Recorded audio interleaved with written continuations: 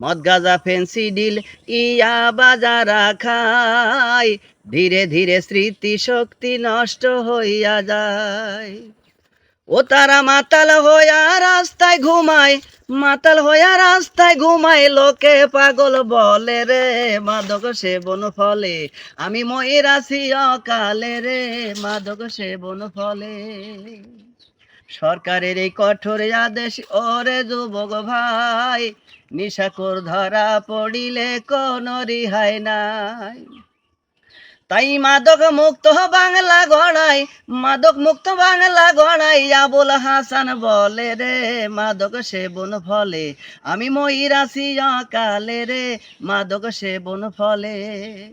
আমার স্মৃতি শক্তি দেহের শক্তি, স্মৃতি শক্তি দেহের শক্তি নষ্ট তার সবলে গো, মাদক সেবন ফলে আমি ময়রাছি অকালে রে, মাদক সেবন ফলে।